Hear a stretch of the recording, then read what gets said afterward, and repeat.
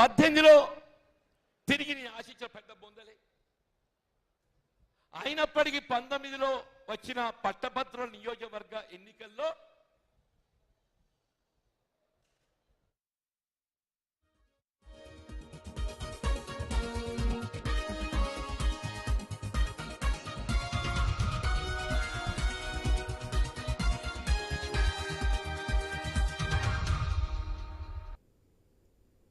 Welcome to question hour.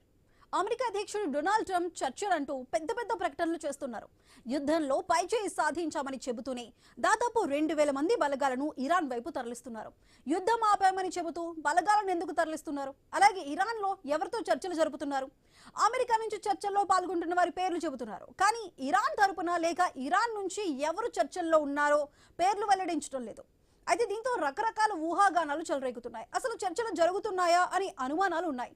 Trump చెబుతున్న చర్చలు కేవలం డ్రామా అని ఇరాన్ కూడా భావిస్తున్న పరిస్థితి.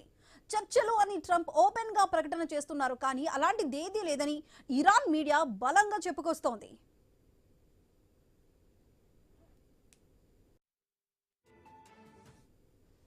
అమెరికా పన్నాగం తెలిసిన ఇరాన్ దాడులు ఆపటం లేదు. తాజాగా కువైట్లోని ఇంటర్నేషనల్ ఎయిర్పోర్ట్ సమీపంలో డ్రోన్ దాడి చేసింది. దీంతో అక్కడ ఉన్న ఆయిల్ ట్యాంకర్లకు నిప్పంటుకొని పెద్ద ఎత్తున మంటలు ఎగిసిపడ్డాయి. కువైట్లోని ఒక చోట నిలిపి ఉంచిన హెలికాప్టర్ల లక్ష్యంగా దాడులు చేస్తున్న విజువల్స్ సైతం సోషల్ మీడియాలో షికారు చేస్తున్నాయి.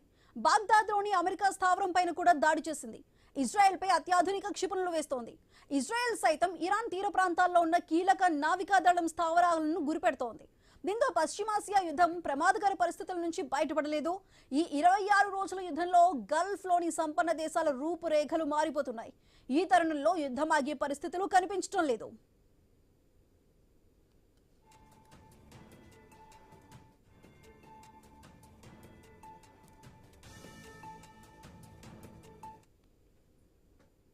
ట్రంప్ చెబుతున్న ఈ శాంతి చర్చలు కేవలం బోటకం మాత్రమే అని అనిపిస్తోంది. ఎందుకంటే మనం చూసుకుంటే ఇటు ఇరాన్ చర్చల్లో పాల్గొన్నట్లయితే ఇరాన్ ఇటు గల్ఫ్ కంట్రీల మీద ఎందుకు అటాక్స్ చేస్తుంది, అదేవిధంగా ఇటు అమెరికా కూడా మీ శాంతి చర్చల కోసం ప్రయత్నిస్తున్నాం అన్నప్పటికీ కూడా ఇటు 2000 మంది ఈ దళానికి సంబంధించి ఎందుకు ఇరాన్ వైపు పంపిస్తుంది? అసలు నిజంగా ఇది యుద్ధం మరింత తీవ్రమయ్యే అవకాశం కనిపిస్తుందా, లేదంటే ఏ విధంగా ఉంది అసలు శాంతి చర్చల వ్యూహం వెనుక? అసలు ట్రంప్ వ్యూహం ఏముంది? మరి ఈ అంశాలకి సంబంధించిన మరింత విశ్లేషణని మా కొలీగ్ బిందు న్యూస్ రూమ్ నుంచి కంటిన్యూ చేస్తారు. Bindu, over to you. Right, thank you Sudha. Middle East యుద్ధం ఇప్పుడు చాలా వరకు కూడా ఆందోళనకరణ స్థితికి మాత్రం చేరుకుందని చెప్పుకోవాలి. ఫిబ్రవరి 28న అమెరికా ఇజ్రాయెల్ సంయుక్తంగా కలిపి కూడా ఈ వార్ని అయితే స్టార్ట్ చేశాయి. బట్ ఇరాన్ కూడా అంతే దాడితో కూడా ప్రతిదాడులు చేస్తోంది, రిటాలియేషన్ కూడా ఇస్తున్న పరిస్థితి. సో యుద్ధం మొత్తంగా కూడా 4 వారాల దశకైతే చేరుకుంది. ఇప్పుడు ట్రంప్ అయితే మాత్రం ఇరాన్తో కూడా మేము శాంతి చర్చలకు సిద్ధం అంటూ కూడా 5 రోజుల పాటు కూడా ఈ 5 రోజుల పాటు కూడా యుద్ధాన్ని ఆపుతున్నాము, ఇరాన్తో కూడా చర్చలకు సిద్ధం అంటూ కూడా ఒక మాట చెప్తూ ఉన్నాడు. బట్ ఇప్పుడు ట్రంప్ మాటల్లో ఎంతవరకు కూడా విశ్వసించలేమన్నట్టుగా ఇక్కడ కనిపిస్తుంది. ఒకవైపు చర్చలు అంటూనే మరి ఎందుకు ఆ కంట్రీస్ పైన ఇన్ని వేల సంఖ్యలో కూడా అమెరికన్ ఎయిర్ ఫోర్స్ అంతా కూడా అక్కడ ఎందుకు సిద్ధం చేస్తూ ఉన్నాడు? అంటే ఇరాన్ మాటలు, అంటే ట్రంప్ మాటలు ఇరాన్ నమ్మలేకపోతుందా? ఇప్పుడు ఈ విధంగా ఒకవైపు చూస్తుంటే ఇరాన్ కూడా అంటే ఇప్పటికీ క్షిపణి దాడులు, డ్రోన్ దాడులతో చాలా వరకు కూడా రెచ్చిపోయిన పరిస్థితి కనిపిస్తోంది. ఇజ్రాయెల్ పై బాలిస్టిక్ మిసైల్స్, క్లస్టర్ డ్రోన్లు కూడా ఏర్పాటు చేస్తోంది. ముఖ్యంగా కూడా తెల్ అవీవ్, బెయినీ బ్రాక్ లో భవనాలు కూలిపోయి చాలా వరకు కూడా మరణించిన పరిస్థితి. అదేవిధంగా అమెరికన్ బేస్ ఏవైతే కూడా Bahrain, Kuwait, Jordan, Qatar, UAE, Saudi వీటిపైన కూడా చాలా వరకు కూడా ఇరాన్ అయితే దాడులు చేస్తుంది. మరీ ముఖ్యంగా కువైట్ ఇంటర్నేషనల్ ఎయిర్పోర్ట్ పైన కూడా ఇరాన్ దాడి చేస్తే చాలా వరకు కూడా అక్కడ పెద్ద మొత్తంలో ఉన్న ఆయిల్ ఫ్యూయల్ ట్యాంక్ ఏదైతే ఉందో దాటిపై దాడి చేయడంతో మొత్తంగా పెద్ద ఎత్తున కూడా అక్కడ మంటలు వ్యాపించే ఆ విజువల్స్ చాలా వరకు సోషల్ మీడియాలో కూడా వైరల్ అవుతున్న పరిస్థితి. ఒకవైపు చర్చలకు సిద్ధం అంటున్నారు, బట్ ఎందుకు ఈ దాడులు ఇంకా కొనసాగుతూ ఉన్నాయి? అంటే పై మాటలైనా ఈ 5 రోజులు కూడా వేచి ఉండి ఒక్కసారిగా కూడా ట్రంప్ ఇజ్రాయెల్తో కలిసి ఒక రకంగా యుద్ధానికి దారితీస్తాడా? చాలా వరకు క్వశ్చన్స్ అయితే మిగిలి ఉన్నాయి. ఈ నేపథ్యంలోనే ఇంకొకటి, ఇజ్రాయెల్ అంటే ఇరాన్తో చర్చలకి ఇజ్రాయెల్ కూడా ఇక్కడ సిద్ధంగా లేదు. ట్రంప్తో కూడా అంటే 2 మిత్ర దేశాలు, ట్రంప్ అండ్ ఇజ్రాయెల్, అదే అమెరికా అండ్ ఇజ్రాయెల్, బట్ ఈ రెండింటి మధ్య కొంత గ్యాప్ వచ్చినట్టుగా కూడా కొన్ని వార్తలు అయితే వస్తున్నాయి. ఎందుకు ఇరాన్తో చర్చలకు వద్దు అంటూ కూడా అటు ఇజ్రాయెల్ కూడా అమెరికా ట్రంప్ తో కూడా ఒత్తిడి తెచ్చినట్టుగా ఉంది. బట్ ఇప్పటికే చాలా వరకు గల్ఫ్ కంట్రీస్ అన్ని కూడా నష్టపోయిన పరిస్థితి. గల్ఫ్ కంట్రీస్ అనే కాదు, మొత్తంగా కూడా ప్రపంచంలో ఇప్పుడు ఎక్కువగా ఆయిల్ ఎవరైతే సరఫరా దిగుమతి చేసుకుంటారో వాళ్ళందరి మీద కూడా సంక్షోభం ఉంది. ముఖ్యంగా భారతదేశం, మనం కూడా వాళ్ళ దగ్గర నుంచి 80% నుంచి కూడా మనం కువైట్ నుంచి తీసుకున్న కొంత హర్మోస్ జలసింది, స్ట్రైట్ ఆఫ్ హర్మోస్ నుంచి కొంత మనకి నౌకలకి అక్కడ వెళ్ళడానికి అవకాశం కల్పించిన ఇంతవరకు అంటే ఇన్ని రోజుల పాటు జరిగిన ఆ నష్టం ఏదైతే ఉందో దాని ఇంపాక్ట్ ఇప్పుడు చూస్తున్నాం. చాలా వరకు గ్యాస్ కొరతతో మొన్నటి వరకు కూడా ఇబ్బందులు పడ్డారు. బట్ దాని గురించి ఇంకా క్లారిటీ అయితే రాలేదు. ఇప్పుడు కొత్తగా కూడా పెట్రోల్ డీజిల్ కష్టాలు కూడా మనకి వెంటాడుతూనే ఉన్నాయి. ఒక 2 డేస్ నుంచి చూస్తున్నాం, చాలా వరకు కష్టాలన్నీ మొదలవుతున్నాయి. అందరూ కూడా పెట్రోల్ బంకుల దగ్గరికి వెళుతున్న పరిస్థితి. సో మార్చి 24న ఇరాన్తో చర్చలు జరుగుతున్నాయని ట్రంప్ అన్నాడు. బట్ అక్కడ ఇరాన్ మాత్రం అసలు ట్రంప్ మాతో చర్చలు ఏమీ జరపలేదు, బట్ కావాలనే అంటే ప్రపంచ దేశాల నుంచి వస్తున్న ఒత్తిడి కారణంగా ట్రంప్ ఈ విధమైన క్లైమ్స్ చేసుకుంటున్నాడేమో, ఇది ఫేక్ క్లైమ్స్ అంటూ కూడా ఇరాన్ అటు నుంచి క్లారిటీ ఇచ్చింది. సో ఇప్పటి వరకు మనం చూసిన దాన్ని బట్టి కూడా ఇరాన్ పైన అంటే 300+ అంటే ఐఆర్జిఎస్ ఏదైతే టార్గెట్స్ కానీ మిసైల్స్, డ్రోన్ చాలా వరకు కూడా ఇజ్రాయెల్ వాళ్ళపైన దాడి చేస్తున్న పరిస్థితి. ఒకవైపు చర్చలు అంటున్నారు, మరొక వైపు మిసైల్స్ తో కూడా గర్జిస్తూ ఉన్నాయి. సో ఇరాన్ దాడులు, ఇజ్రాయెల్ దాడులు మధ్య అమెరికా స్ట్రాటజిక్ గా కూడా ఏవైనా కూడా పావులు కదుపుతుందా? ఇప్పుడున్న సిచ్యువేషన్స్ బట్టి అమెరికా చాలా స్ట్రాటజిక్ గా కూడా ఒక్కసారి ఉండి దెబ్బ కొడుతుందా అనే విధంగా కూడా ఇప్పుడున్న సిచ్యువేషన్స్ బట్టి అటు ఇరాన్ భావిస్తోంది. ప్రపంచ దేశాలు అన్ని కూడా చాలా ఉత్కంఠగా కూడా ఎదురు చూస్తున్న పరిస్థితి. అసలు జరుగుతోంది ఏంటి మాట్లాడదాము. గెస్టులు జాయిన్ అయ్యారు, గౌరీశంకర్ గారు, విశ్లేషకులు. నమస్తే అండి గౌరీశంకర్ గారు. ఎట్లా చూడాలి? ఒకవైపు చర్చలు అంటూనే ఇంకోవైపు శాంతి కోసం ప్రయత్నాలు జరుగుతున్నాయి అంటున్నారు. అదే విధంగా ఇరాన్ వైపు వేలాది సంఖ్యలో కూడా ఈ బలగాలు మోహరిస్తున్న పరిస్థితి. అంటే నిజంగా ఈ ట్రంప్ మాటలను నమ్మొచ్చా? నిజంగానే చర్చలు నిజమే అంటారా? నాకు అనిపిస్తుంది ఇప్పుడు అమెరికా ఎట్లా అసలు ఈ వార్ ఎట్లా ఆపాలి అని వాళ్ళు కూడా కన్ఫ్యూజన్ లో ఉన్నారు. వాళ్ళు కూడా ఎందుకంటే వార్ స్టార్ట్ చేస్తే వాళ్ళు ఆపాలి ఎట్లా అని కూడా వెనక ముందు అవుతూ ఉన్నారు. అండ్ సెకండ్ ట్రంప్ యూనిలేటర్ గా ఒకటి అనౌన్స్ చేశారు, 5 రోజులు సీజ్ ఫైర్ చేసామేమో, అది ఇరాన్ తోటి మాట్లాడామో అన్నట్టు. ఇరాన్ వాళ్ళు డినై చేస్తున్నారు. నేను కూడా ఈ 5 రోజులు ఎందుకు అని అంటే మొబిలైజ్ చేస్తాను వాళ్ళు ట్రూప్స్ కి. ఇప్పుడు ఎనీ వార్లు కూడా టైం కాదు, ఒక ట్రూప్స్ ఇక్కడ నుంచి అక్కడ షిఫ్ట్ చేస్తాను కానీ, లేకపోతే కొత్త స్ట్రాటజీ తయారు చేసుకుంటానికి టైం కావాలి. ప్రాబ్లీ అది 5 రోజులు టైం రెడీ చేసుకున్నాక మళ్ళీ ఒకసారి వార్నింగ్ ఇస్తారు. వాళ్ళు అమెరికన్ కండిషన్స్ కి ఒప్పుకుంటే పర్లేదు, లేదంటే మేము అమెరికన్ కండిషన్స్ ఒప్పుకుంటలేదు కాబట్టి మళ్ళీ మేము అటాక్ చేస్తామని అనౌన్స్ చేస్తారు. ఇది only to I think regroup చేసుకొని మొబిలైజ్ చేసుకుంటానికి ఇది ఉన్నట్టుంది. ఎందుకంటే ఇరాన్ మాత్రం వాళ్ళు క్లియర్ గా చెప్తున్నారు, మేమేమి అడగలేదు, మేమేమి సీజ్ చేసామని అడగలేదు, అమెరికన్ నుంచి అనౌన్స్ చేసింది, మేము అమెరికన్ మాటలు ఏం నమ్మము అంటున్నారు. ప్రాబ్లీ ఇంకోటి ఏంటంటే ట్రాన్స్పోర్టేషన్, గల్ఫ్ హార్మజ్ నుంచి మనకు ట్రాన్స్పోర్టేషన్ గిట్లా ఈజీ అవుతుంది మనకు. ఎందుకంటే ఇంటర్నేషనల్ గా ఈ షిప్పింగ్ డిస్టర్బ్ అయింది అనుకోండి, అల్లకొల్లలో అవుతుంది. అమెరికాలో ఎఫెక్ట్ అవుతుంది, మొత్తం ప్రపంచం అంతా ఎఫెక్ట్ అవుతుంది. ఎందుకంటే షిప్పింగ్ మనకి ఎక్కడైనా డిస్టర్బ్ అయింది అనుకోండి, పర్టికులర్లీ ఆయిల్ కానీ గ్యాస్ కానీ ఇవన్నీ చాలా అదర్ మన గుడ్స్ కానీ మనకు ట్రాన్స్పోర్టేషన్ లేదు అని అంటే మాత్రం డెఫినెట్లీ చాలా ఎఫెక్ట్ అవుతుంది. అది ఆపాలని probably I think this is one of the strategy. Yes, ముఖ్యంగా కూడా ఇవాళ కువైట్ లోని ఇంటర్నేషనల్ ఎయిర్పోర్ట్ ఎద్ద ఫ్యూల్ ట్యాంక్ పైన కూడా ఇరాన్ దాడి చేసింది. పెద్ద ఎత్తున కూడా మనం చూస్తున్నాం, విజువల్స్ లో కూడా సోషల్ మీడియాలో వైరల్ అవుతున్నాయి. ఆ విజువల్స్ పెద్ద ఎత్తున కూడా అక్కడ ఏదైతే అక్కడ మొత్తం దాడి జరిగిందో ఆ దాడి తాలూకు దృశ్యాలు అంటే మంటలు విపరీతంగా వ్యాపించాయి. అంటే ఇరాన్ పూర్తిగా కూడా అమెరికన్ మాటలను, ట్రంప్ మాటలను కూడా విశ్వసించడం లేదు. అంటే ఏ క్షణంలోనైనా కూడా వీళ్ళు సీజ్ ఫైర్ అని చెప్పారు కానీ దాడి చేస్తారేమో అన్న ఒక అనుమానంతోనైతే ఉందని దీన్ని బట్టి కూడా మనం ఈ కౌంటర్ అటాక్ బట్టి అర్థం చేసుకోవాలంటారా? ఎందుకంటే ఇప్పుడు స్టార్టింగ్ లో మనకి అమెరికా ఏమంది, మనకు మేము ఓన్లీ మిలిటరీ ఇన్స్టలేషన్స్ అటాక్ చేస్తున్నాము ఇరాన్ పైన. ఇరాన్ కూడా సేమ్ చెప్తుంది ఏంటంటే మేము మిలిటరీ ఇన్స్టలేషన్స్ గల్ఫ్ కంట్రీస్ లో ఎక్కడున్నా కూడా, యూఏఈలో కానీ, దోహాలో కానీ, మనకు సౌదీ అరేబియాలో కానీ, ఎక్కడైనా కానీ మేము ఓన్లీ మిలిటరీ ఇన్స్టలేషన్స్ అని. కానీ రాను మిసైల్స్ వదులుతా ఉన్నారు వాళ్ళు. It's a long distance war. ఒక్కసారి మిసైల్స్ వదిలారంటే అసలు ఎక్కడ పోయి పడుతుందో తెలియదు. ఎంత ప్రెసిషన్ గా ఉంది, ఎంత వాళ్ళకు నావిగేషన్ ఫెసిలిటీస్ ఉన్నా కూడా అది పోయి సివిలియన్ ఏరియాస్ లో పడతా ఉంది. మనకి దుబాయ్ లో చూసాం, వేరే చోట్ల కూడా చాలా చోట్ల, దోహాలో చూసాం, బహ్రెయిన్ లో వెళ్ళి సివిలియన్ ఏరియాస్ లో పడ్డాయి, సివిలియన్ బిల్డింగ్స్ ఎఫెక్ట్ అయింది, సివిలియన్స్ చనిపోయారు. కాబట్టి మనకి వార్లో తెలియదు, మనకి ఎంత అనుకున్నా కూడా లేదా డెలిబరేట్లీ ఇరాన్ కావాలని సైకాలజికల్ గా ఎఫెక్ట్ అవుతుంది. మాకు కూడా అసలు మేము తగ్గేదే లేదు, మాకు కూడా మా దగ్గర కూడా మంచి వెపన్స్ ఉన్నాయి, మేము కూడా కొట్లాడతాం. అసలు డెఫినెట్ గా ఎక్కడ పడితే అక్కడ సివిలియన్ ఇన్స్టిట్యూషన్ కూడా అటాక్ చేయగలము, మేము ప్రూవ్ చేయగలము అని మాత్రం అది ప్రాబ్లీ అదొక మెసేజ్ కూడా పంపించేది. అండ్ యుఎస్ కూడా ఎక్స్పెక్ట్ చేయలేదు, యుఎస్ కూడా ఇరాన్ ఇంత మొండిగా ఫైట్ చేస్తుంది, వాళ్ళు ఇమీడియట్లీ అయోధ్యల కొమ్మిని చంపేసాక సరెండర్ అయిపోతారు అనుకున్నారు. ఇంకోటి అక్కడ రిజిమ్ కూడా చేంజ్ అయిపోయి మళ్ళీ లిబరల్ అమెరికన్ కి అనుకూలంగా ఉన్న రిజిమ్ ఎవరైనా వస్తారు అనుకున్నా అది కుదరలేదు. ఎందుకంటే పబ్లిక్ అంతా మళ్ళీ అయోధ్యల కొమ్మిని వాళ్ళ అబ్బాయి తర్వాత వాళ్ళ అదే గ్రూప్ కి సపోర్ట్ ఇస్తున్నారు, కానీ ఒక రైవల్ గ్రూప్స్ కి ఇంకా సపోర్ట్ షా ఆఫ్ ఇరాన్ ఉన్నాడు, ఇంతకు ఇప్పుడు ఇక్కడ యుఎస్ లో ఉన్నాడు, ఆయనకి పెద్ద సపోర్ట్ రావటం లేదు. కాబట్టి అయితే ఈవెన్ అమెరికాలో కూడా కన్ఫ్యూజన్ ఉంది, ఏం చేద్దాం ఇది ఇప్పుడు వార్ ఎట్లా ఎండ్ చేయాలి, దట్ ఈస్ $1 million క్వశ్చన్. ఎవరు ఆపాలి, ఎవరు ఆపినా కూడా మేము ఓడిపోయినామని ఒక ప్రచారం వస్తుంది. కాబట్టి ఇద్దరు తగ్గేదే లేదు, చూద్దాం. ఇంటర్నేషనల్ కంట్రీస్ ఎవరైనా ఇంటర్ఫియర్ అయ్యి చేద్దామని అంటే వాళ్ళకి ఏంటంటే కొంచెం కన్సెషన్ ఇస్తుంది ఇరాన్. ఇప్పుడు భారతదేశం కన్సెషన్ ఇచ్చింది, మీరు మీ షిప్స్ స్టేట్ నుంచి వెళ్ళిపోవచ్చు, ఏం ప్రాబ్లం కాదు, మేమేం అటాక్ చేయమని. చైనాకి కొంచెం సానుకూలంగా ఉంది ఇరాన్, కాబట్టి పెద్ద ఎఫెక్ట్ అవటం లేదు. అదే కూడా కొంచెం కొన్ని చోట్ల మనకు పెట్రోలియం ప్రోడక్ట్స్ ఎఫెక్ట్ అవుతుంది, కానీ ఓవరాల్ గా పెద్ద ట్రాన్స్పోర్టేషన్ డిస్టర్బెన్స్ ఇప్పుడు లేదు.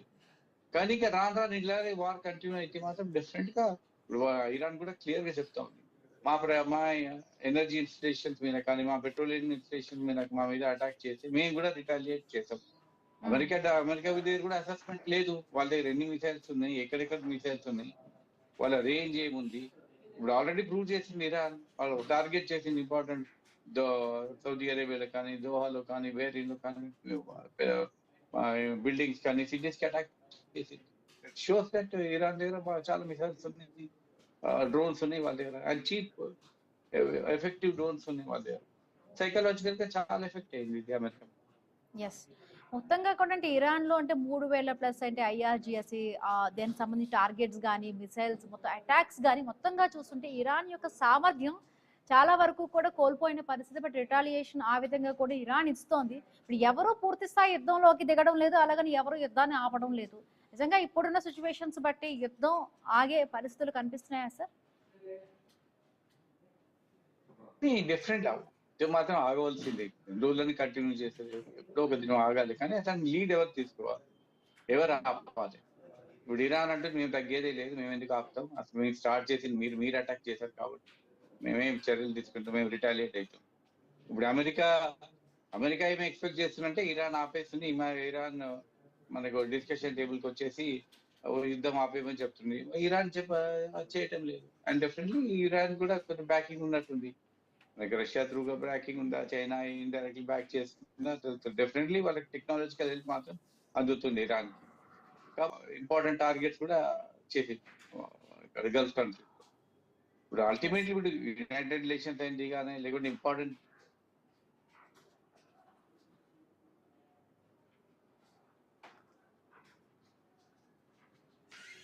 వాయిస్ రావట్లేదు సార్. యుద్ధం ఆపకపోతే మాత్రం డెఫినెట్ అన్ని దేశాలకు ఎఫెక్ట్ అవుతుంది, ఇంక్లూడింగ్ భారతదేశం. మనకి petroleum products, goods and services, మనకి ట్రాన్స్పోర్టేషన్ చాలా ఎఫెక్ట్ అవుతుంది. గల్ఫ్ ఇంపార్టెంట్, వేరే చోటు నుంచి వెళ్తే మాత్రం చాలా లాంగ్ అవుతుంది, కాస్ట్లీ అఫేర్ అవుతుంది.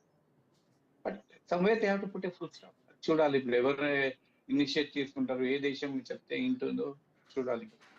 ఎస్, అంటే ముఖ్యంగా అంటే ఇరాన్ ఒకవైపు దాడులు చేస్తుంది, అలాగే ఇరాన్ కు మద్దతు ఇస్తున్న ఏవైతే మిలీషియా గ్రూప్స్ ఏవైతే ఉన్నాయో, like Lebanon, Iraq, Yemen countries ఉన్నాయి కదా, అంటే ప్రాక్సీ వార్ని వాళ్ళు కూడా ట్రై చేస్తున్నారు, వాళ్ళు కూడా అక్కడ నుంచి యుద్ధం చేస్తున్నారు. సో అవి ఇంకా కూడా అంటే వాటిని కొంత కంట్రోల్ చేయగలిగితే ఈ డ్యామేజ్ అనేది తగ్గే అవకాశం ఉందా సార్? చెప్పలేము, ఎందుకంటే ఇప్పుడు చాలా దేశాల్లో రకరకాల గ్రూప్స్ ఉన్నాయి. హౌతీస్ ఉన్నారు, ఇక్కడ ఐసిస్ ఉన్నారు, ఇక్కడ ఇరాక్ లో గ్రూప్స్ ఉన్నాయి, కొన్ని ప్రపంచవ్యాప్తంగా వేరే ఇస్లామిక్ గ్రూప్స్ ఉన్నాయి. దాంట్లో ఇప్పుడు గల్ఫ్ కంట్రీస్ అంతా ఎక్కువ సున్నీ కంట్రీస్, అవన్నీ సున్నీ మతం వాడు ఫాలో చేస్తారు వాళ్ళు. ఇక్కడ ఇరాన్ ఏమో షియా ఉంది. అయినా కూడా చాలా మంది సపోర్ట్ ఇస్తారు. మన దగ్గర కూడా భారతదేశంలో కూడా చాలా మంది ఇరాన్ కి సపోర్ట్ ఇచ్చారు, గల్ఫ్ దేశానికి అని. వాళ్ళు చూసే మళ్ళీ మా అందరు రెగ్యులర్ గా వెళ్ళేది మెకాకి. ఒక విచిత్రమైన సిచ్యుయేషన్ డెవలప్ అవుతుంది. ఎందుకంటే మా అనవసరంగా వీళ్ళు ఇరాన్ మీద అటాక్ చేస్తున్నారు అని ఒక భావన కలుగుతుంది. కాబట్టి ఐ థింక్ వెస్టర్న్ కంట్రీస్ కూడా ఇక డెఫినెట్లీ ఇప్పుడు యూకే కానీ, జర్మనీ, ఫ్రాన్స్ మాత్రం ఇక ఇంటర్ఫియర్ అయ్యి ఐ థింక్ యుద్ధం ఆపాలి. ఎందుకంటే ఈ కంట్రీస్ ఇప్పుడు అమెరికా మాత్రం స్టాప్ చేయదు. ఇప్పుడు అనౌన్స్ చేస్తేనే అమెరికా మేము సీజ్ ఫైర్ చేస్తున్నాం, మేము ఏమి ఎలక్ట్రికల్ పెట్రోలియం కంపెనీస్ కానీ దేని మీద అటాక్ మేము చేయము అని అన్నగా అనౌన్స్ చేసాం కూడా ఇరాన్ క్లియర్ గా చెప్పింది మేమేం అని చేయలేదు, యూనిలేటరల్ గా వాళ్ళే అనౌన్స్ చేసుకున్నారు, మేమేం వార్ ఆపుతున్నాం అని చెప్పలేదు. ఇలాంటి సిచ్యువేషన్ అయితే ఇంటర్నేషనల్ గా అన్ని దేశాలు మేజర్ దేశాలు అంటే ఇండియా కానీ, చైనా కానీ, Soviet Russia, France, Italy, UK, ఇలాంటి దేశాలు ఇంటర్ఫియర్ అయిపోయి అయితే సమ్వేర్ ఒక సొల్యూషన్ తీసుకొని దీని వార్ తొందరగా ఆపాలి. ఎందుకంటే అందరికీ నష్టాలే. గల్ఫ్ కంట్రీస్ కూడా బ్రాండ్ ఇమేజ్ ఉన్న దుబాయ్ కూడా చాలా ఎఫెక్ట్ అయిపోయింది. ఒకప్పుడు most safest city in the world, one of the best cities in the world అని అనుకున్నా, దుబాయ్ని కూడా అటాక్ చేశారు వాళ్ళు. ఇప్పుడు గల్ఫ్ కంట్రీస్ కూడా చాలా అప్సెట్ ఉన్నారు వాళ్ళు ఇరాన్ మీద. వాళ్ళు వచ్చి మా మీద పడుతున్నారు అంటే వాళ్ళ ఇరాన్ చెప్పేది ఆర్గ్యుమెంట్ ఏంటంటే మేము అమెరికన్ బేసెస్ అటాక్ చేస్తున్నాం, ఇండివిజువల్ గా ప్రైవేట్ ప్రాపర్టీస్ అటాక్ చేయడం లేదు. కానీ జరుగుతుందేమో మిసైల్స్ వచ్చి ప్రైవేట్ చేయాలి కూడా, లేకపోతే ఇంకా కష్టం, ఇంకా చాలా అందరికి ఇబ్బంది అవుతుంది. అంటే ఏంటి ఇప్పుడు వారం రోజుల్లో పాటు ఒక సొల్యూషన్ రావాలి అంటున్నారు. 5 days పాటు సీజ్ ఫైర్ చేశాడు ట్రంప్. బట్ అదే ఇదిగా కూడా ఇరాన్ పైన కూడా చాలా వరకు అమెరికన్ ఏవైతే కూడా యుద్ధానికి సంబంధించి ఆ బలగాలన్నిటి కూడా మోహరిస్తూ ఉన్నాడు. అంటే ఈ మాటలు అంటే ప్రతి ఒక్కరు చూస్తున్నారు. ఇప్పుడు ఏమవుతుంది, 5 రోజులు కూడా మొబిలైజేషన్ చేస్తున్నారు, వాళ్ళ ట్రూప్స్ ఎక్కడెక్కడ ఉన్నాయి. మళ్ళీ ఇప్పుడు ఇన్ని రోజులు కొట్లాడి ఇన్ని మిసైల్స్ కానీ, మనకు డ్రోన్స్ కానీ అన్ని అటాక్ చేశారు. సేమ్ ఇప్పుడు ఫిజికల్ గా అటాక్ చేయాలన్నా, లేదంటే ఇంకా drones ammunition, arms and ammunition mobilise చేయాలి, దాని టైం పడుతుంది. సో ఇరు దేశాలకు కూడా లాభమే. ఇప్పుడు ఇరాన్ కూడా మళ్ళీ మొబిలైజ్ చేసుకుంటే, ఇరాన్ కూడా చాలా చోట్ల దెబ్బతిన్నది. వాళ్ళు కూడా ఆర్మ్స్, వాళ్ళ మిలిటరీని కూడా అంతా మళ్ళీ రివైవ్ చేసుకొని మళ్ళీ ఎట్లా అటాక్ చేయాలని వాళ్ళు చూస్తున్నారు. సేమ్ థింగ్ అమెరికా కూడా అదే చేస్తుంది. అమెరికా కానీ గల్ఫ్ కంట్రీ వాళ్ళు అమెరికాకి సపోర్ట్ ఇచ్చే దేశాలని. కాబట్టి ఇద్దరు మొబిలైజ్ చేసుకుని మళ్ళీ 5 రోజుల తర్వాత చూడాలి ఏమవుతుందో. నిజంగా ఏదైనా టాక్స్ వచ్చి సెటిల్ చేసుకుంటారా, లేదంటే మళ్ళీ ఇంకా భీకరమైన యుద్ధం జరిగి ఇంకా మళ్ళీ అటాక్ చేస్తారు. ఇంకోటి ఫుడ్ సోల్జర్స్ కూడా టాక్ నడుస్తుంది. అమెరికన్ సోల్జర్స్ కూడా, అమెరికన్ కానీ ఇజ్రాయెల్ సోల్జర్ కూడా ఇరాన్ ఫిజికల్ గా వెళ్ళి అటాక్ చేయాలని అంత ఈజీగా సాధ్యం కాదు అనుకోండి, బికాస్ ఇట్స్ లాంగ్ డిస్టెన్స్ ఉంది. కానీ చెప్పాలి మాత్రం anything is possible. Next 1 week లో మనకి తేలుతుంది వార్ కంటిన్యూ అవుతుందా లేదంటే ఏదో ఒక కండిషన్ తోటి విత్డ్రా చేసుకుంటారు. ఎస్, అంటే ముఖ్యంగా ఇప్పుడు ఇరాన్ దాడుల వల్ల గల్ఫ్ దేశాల యొక్క కష్టాలు చాలా వరకు ఉన్నాయి. మొత్తంగా అక్కడ ఉన్న ఎయిర్పోర్ట్స్ మీద కానీ, లేకపోతే మొత్తం క్షిపణి డ్రోన్స్ దాడులు చేస్తున్నాయి. మొన్న ఖతర్ సీఈఓ మాట్లాడుతూ కూడా ఏదైతే ఇంతవరకు కూడా ఆర్థిక నష్టం జరిగింది, ఇవన్నీ కూడా సెట్ అవ్వడానికి 3 to 5 years పాటు కూడా నార్మల్ స్టేజ్ రావడానికే టైం పడుతుంది అన్నారు. బట్ ఇప్పటికే గల్ఫ్ దేశాలు చాలా వరకు కూడా ఆర్థికంగా ఇబ్బంది పడుతున్న పరిస్థితి, మొత్తం అక్కడ అంత డ్యామేజ్ అవుతుంది.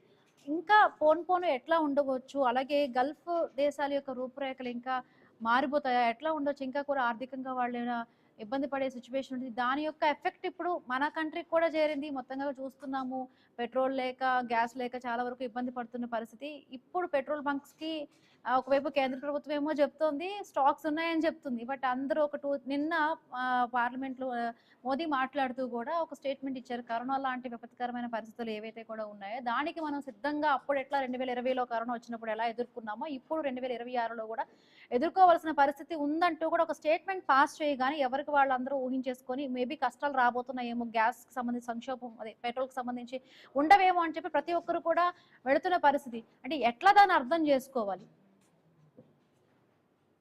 మనము డెఫినెట్ గా గ్యాస్ సప్లైస్ అన్ని మనకు వేరే చాలా ఇతర దేశాల నుంచి మనం డిపెండ్ అవుతుంది. గల్ఫ్ కంట్రీస్ కానీ, మనకు రష్యా నుంచి కానీ, ఈవెన్ సౌత్ అమెరికా నుంచి మనం డిపెండ్ అవుతుంది. గ్యాస్ ఒకటే కాదు, పెట్రోలియం ప్రొడక్ట్స్ ఒకటే కాదు, వేరే కూడా ఈటబుల్స్ కూడా మనకి చాలా మంది కెనడా నుంచి కానీ సౌత్ అమెరికా నుంచి కూడా వస్తాయి మనకు. ఇవన్నీ డిఫరెంట్ గా ఎఫెక్ట్ అవుతుంది. అండ్ సెకండ్ థింగ్, ఈ గల్ఫ్ కంట్రీస్ అంటే ఇప్పటి వరకు ఒక అమెరికన్ అంబ్రెలా కిందికి ఉండేది. అంటే వాళ్ళకు ధైర్యం ఏముండేది, అమెరికా ఉంది మనకు పండగ, మనకి ఏం కాదనుకున్నారు. కానీ ఇప్పుడు ఇరాన్ అమెరికా వార్లో బట్ట బయలు ఏమైందంటే వాళ్ళు కూడా సేఫ్టీ లేదనుకో, అమెరికా కూడా వాళ్ళని ప్రొటెక్ట్ చేయలేదు. ఎందుకంటే ఎన్నో మిసైల్స్ వచ్చి వాళ్ళ దేశం మీద, దుబాయ్ లో కానీ ఇతర దేశాల మీద వచ్చి పడ్డాయి. కాబట్టి వాళ్ళకు కూడా ఒక భయం అయిపోయి సైకలాజికల్ గా చాలా ఎఫెక్ట్ అయిపోయారు వాళ్ళు. కాబట్టి డెఫినెట్ గా ఇంకా ఫ్యూచర్ లో మనకి ఎట్లా ఉంటుంది రిలేషన్షిప్ కూడా చూసుకోవాలి వాళ్ళు ఇప్పుడు. ఎందుకంటే మొత్తం అమెరికన్ ఆయిల్ కంపెనీస్ అన్ని అమెరికా మేనేజ్ చేస్తూ ఉంటుంది. ఇప్పుడు దుబాయ్ లో కానీ అయితే పెద్ద పెద్ద అమెరికన్ కంపెనీస్ ఉన్నాయి. అలాంటి దుబాయ్, వీళ్ళ సౌదీ అరేబియా, బహ్రెయిన్, ఖతార్ వీళ్ళంతా చాలా మటుకు అమెరికన్ ఈ కంపెనీస్ మీద కానీ అమెరికా మీద ఆధారపడ్డాయి. కానీ ఇప్పుడు ఎప్పుడైతే ఇప్పుడు ఇరాన్ అటాక్ చేసిందో, అది అమెరికన్ వాళ్ళు ఇంత మిలిటరీ కవర్ ఇచ్చినా కూడా వాళ్ళు అటాక్ చేసింది. కాబట్టి అది డెఫినెట్ గా ఒక సైకలాజికల్ గా చాలా ఎఫెక్ట్ అవుతుంది.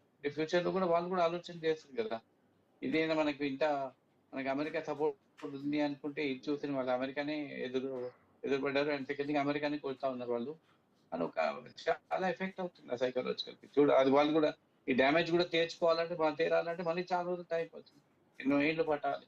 ఏదైనా పెట్రోలియం ఎక్విప్మెంట్ కానీ ఏదైనా డ్యామేజెస్ అయినా అనుకో, ఏళ్ళు తరబడి చేయవలసి వస్తుంది. కాబట్టి ఐ థింక్ ఈ వార్ ఆగినాక మాత్రం డెఫినెట్ గా చాలా మటుకు మనకు ఈ గల్ఫ్ కంట్రీస్ కూడా షేకన్ అయిపోయింది ఇప్పటికి. వాళ్ళ వాళ్ళు ఎక్స్పెక్ట్ చేయలేదు ఎప్పుడు ఇన్ని డ్రోన్స్ వచ్చి వాళ్ళ మీద పడితే. కాబట్టి ఐ థింక్ ఇంత తొందరగానే అది ఈ వార్ మూవ్స్ క్లోజ్ అయిపోతే చాలా మంచిది. లేదా అంటే మాత్రం డెఫినెట్ గా వరల్డ్ వైడ్ మనకి ఎఫెక్ట్ అవుతా ఉంటుంది. మన పెట్రోల్ ఇప్పుడు మన దగ్గర కూడా పానిక్ బయింగ్ స్టార్ట్ అయింది. ప్రయాణాలు కూడా అది ఇంకా వార్ కంటిన్యూ అవుతుంది, లేకపోతే దొరుకుతారు. లేదంటే 2 లీటర్లు వేసుకునే వాళ్ళు 5 లీటర్లు వేసుకుంటా ఉన్నారు, ట్యాంక్ ఫుల్ చేసుకుంటా ఉన్నారు. దాంతో ఏమవుతుంది, మనకు పెట్రోల్ పంప్ మీద ప్రెషర్ పడుతుంది. వాళ్ళు ఉన్న స్టాక్స్ అన్ని అయిపోతుంది, మళ్ళీ నెక్స్ట్ స్టాక్ రావాలంటే మళ్ళీ టైం పడుతుంది, వారం 10 రోజులు పడుతుంది వాళ్ళు. అది ఒక పానిక్ బయింగ్ మాత్రం స్టార్ట్ అయిపోయింది చాలా చోట్ల. ఎస్, అంటే ఇంక ఇప్పటికీ భారత్ ప్రత్యామ్నాయ మార్గాల వైపు అయితే కూడా పెట్రోల్ కి సంబంధించి చూస్తోంది. రష్యా నుంచి అమెరికా నుంచి కూడా దిగుమతి చేసుకుంటున్న పరిస్థితి. బట్ ఇప్పుడు ఒక 2-3 డేస్ గా బట్టి ఏదైతే కూడా ఈ పానిక్ సిచ్యువేషన్ క్రియేట్ అయిందో, ప్రతి ఒక్కరు కూడా బంక్స్ కి వెళ్తున్న సిచ్యువేషన్. అంటే ఇప్పుడు యుద్ధం ఒకవేళ ఆగకపోతే, ఈ 5 డేస్ అన్నాడు, 5 డేస్ లో ఒక కొలిక్కి రాకపోతే ఇంకా ఇది ఇంకా పానిక్ అయిపోయి ఇంకా ఎంత సిచ్యువేషన్ గా మారే అవకాశం ఉంది సార్? డెఫినెట్లీ మనకు కరోనా పీరియడ్ మనం చూడలేదా, నెలలు మనకు ఎఫెక్ట్ అయ్యి అలాగే అవుతుంది. ఒక్కసారి మనకి పానిక్ బయింగ్ స్టార్ట్ అయిపోయింది, మన సప్లైస్ కి ఎఫెక్ట్ అయింది అనుకోండి, డెఫినెట్ గా మనకు షార్టేజ్ అవుతుంది, మొత్తం ట్రిగర్ అవుతుంది, కాస్ట్ పెరిగిపోతుంది, ట్రాన్స్పోర్టేషన్ ఎఫెక్ట్ అవుతుంది, ఫుడ్ చైన్స్ ఎఫెక్ట్ అవుతుంది, చాలా ఎఫెక్ట్ అవుతుంది దేశం. ఇది భారతదేశం ఒకటే కాదు, ఇతర దేశాలు కూడా చాలా ఎఫెక్ట్ అవుతుంది. గల్ఫ్ కంట్రీస్ ఎఫెక్ట్ అవుతాయి. ఏ దేశాల బార్డర్ లో ఉన్నాయి, ఏ దేశాలు మనకి ట్రాన్స్పోర్టేషన్ దాంట్లో ఎఫెక్ట్ అవుతారు, అన్ని దేశాలు ఎఫెక్ట్ అయిపోతాం. కాబట్టి ఎంత తొందరగా మనకి యుద్ధం అవుతే అంత మంచిది. అంటే నిన్న ఆ స్టేట్మెంట్ మోదీ ఏదైతే కూడా మాట్లాడారో, అంటే ఆ స్టేట్మెంట్ వల్ల ఇంకా చాలా వరకు ఒక పానిక్ సిచ్యువేషన్ అయితే క్రియేట్ అయింది సార్. నిజంగా అంటే ఆ స్టేట్మెంట్ మనం రాంగ్ గా అర్థం చేసుకుంటున్నామా, లేకపోతే అంత భయపడాల్సిన సిచ్యువేషన్ ఉందంటారా? సైకాలజీ, హ్యూమన్ సైకాలజీ, మనమే ఉన్నాం ఇంకా వారం రోజులు పడుతుంది. ఒక పెట్రోల్ పంప్ లో క్యూ కనబడ్డా అనుకోండి, భయానికి మనం కూడా మన దగ్గర ట్యాంక్ లో స్కూటర్ లో 2 లీటర్లు ఉంటే ఇంకా 2 లీటర్లు వేసుకుంటాడు. ఏమో రేపొద్దున మనకి షార్టేజ్ దొరుకుతారో లేదో అనుకో. సేమ్ థింగ్ కార్లో కూడా అంటారు, ఫుల్ ట్యాంక్ వేయించుకుంటారు. న్యాచురల్ ఏమవుతుందంటే మనకు సప్లైస్ తగ్గిపోతుంది. ఇప్పుడు ఒక పెట్రోల్ పంప్ లో ఒక దినంకి సరిపోయే 2 రోజులు సరిపోయేది పెట్రోల్ ఉందనుకో, సపోజ్ 100 మందికి పోయి 400 మంది వచ్చారనుకోండి, డెఫినెట్ గా అక్కడ షార్టేజ్ డెవలప్ అవుతుంది, అది ఎఫెక్ట్ అవుతుంది. ఆ పానిక్ మోడ్ లో వచ్చేసారు ఎవరైనా కూడా. వస్తువులు తినే వస్తువులు కూడా తీసుకుపోయి హోల్డ్ చేసుకుంటారు. నెలకు మనకు ఒక 100 కిలోలు బియ్యం తీసుకున్నానికి 200 కిలోలు తెచ్చి పెట్టుకుంటారు, ఏమో రేపు దొరుకుతుందో లేదు. దాంతో స్కేర్సిటీ డెవలప్ అవుతుంది, దాంతో మన బ్లాక్ మార్కెటింగ్ డెవలప్ అవుతుంది, రకరకాల క్యాస్కేడింగ్ ఎఫెక్ట్ ఉంటుంది మనకు. ట్రాన్స్పోర్టేషన్ మీద పొద్దున ఆటో కూడా రాడు, ఆటోలు 100 రూపాయలు తీసుకునే ఆటోలు 200 ఇవ్వమంటారు, ఎందుకంటే పెట్రోల్ దొరకలేదు సార్, మాకు చాలా కష్టం అవుతుంది. కాబట్టి ఐ థింక్ దిస్ ఈస్ అన్ని దేశాలు, ఏ దేశాలు ఇన్వాల్వ్ లేరో దేశంలో అందరూ ట్రై చేసి ఎంత తొందరగా ఈ వార్ ఆపితే అంత మంచిది. Right, thank you so much అండి గౌరీశంకర్ గారు డ్రైవ్ లో పాల్గొన్నందుకు. సో చూసారు కదా, ఇది వాళ్ళ question hour. Keep watching I News. మీతోనే మీ వెళ్తాం.